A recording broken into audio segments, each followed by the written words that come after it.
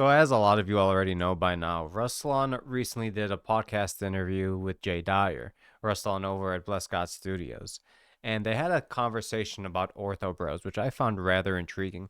And they were talking about how when a lot of converts convert to Orthodoxy, they're really zealous and they love debate and they think Orthodoxy is about debate because the only exposure they had to Orthodoxy through the internet, and the internet has a lot of debate. And then they go to their parishes or their churches and they find that, oh wait, Orthodoxy isn't all just about debate, and they're fiery and they're zealous. And they were talking about them in this way. Ruslan and Jay Dyer were kind of talking about them in this way.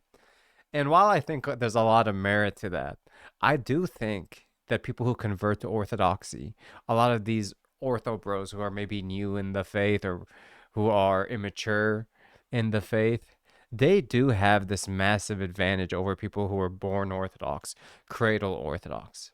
Now, what is this advantage?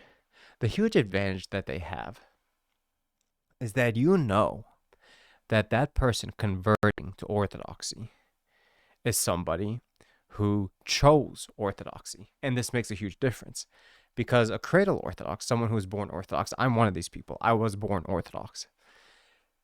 They have so much social incentive, and it's so much more socially convenient for them to just remain Orthodox. And so a lot of people born Orthodox, they never really become too religious. Maybe they'll go to church on Easter, maybe they'll go to church on Christmas, they'll get married in a church, but they're not really about it. They'll say, if you ask them, they'll say, oh, I'm Orthodox, but they don't really care. I think most people are like this.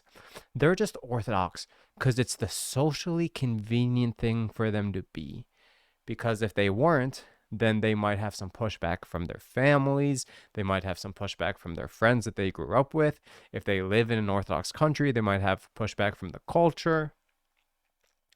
And so cradle Orthodox, you could never really know whether this is someone who really loves Orthodoxy because they never seem to have chosen it themselves. And that's why, typically, I can often respect a cradle Orthodox who went and he became something else for a little while. Maybe he became an atheist for a little while. Maybe he became a Roman Catholic for a little while. I don't know. Maybe he became whatever else. And then he came back. Because at least you know that guy, he's making choices. He's being brave. There's no way, whether you have the truth or whether you don't have the truth, that you never stop and question it. You say, gee, I was born in this religion. I wonder if it's the right one. There are so many world religions out there. What if the one I was born into just so happens to be incorrect? There's no way an intellectually honest person has never had that thought. If you haven't gone through in your life some massive phase of doubt or period of even apostasy and then return, then you're a little bit suspicious, right? It's like, why are you really here? Are you just here because it's convenient for you?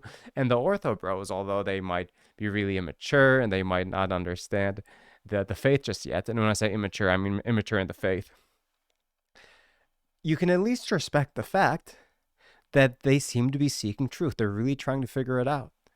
And you know that anytime you come across a convert, you know that this person chose this.